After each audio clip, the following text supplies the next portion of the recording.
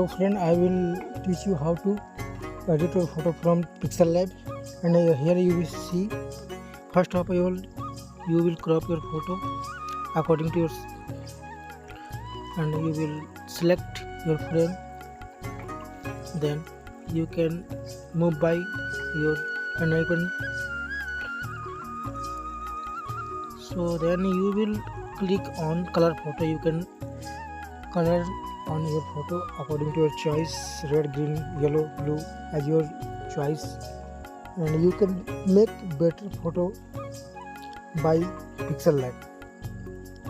So here friend, brightness level according to you and the contrast level according to you, and you can also click on rotate. You can rotate your photo like your choice.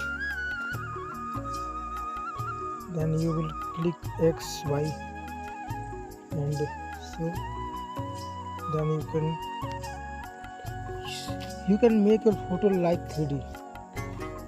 So please, if you like my video, then like, subscribe, comment and subscribe my YouTube channel. Thanks for watching this video.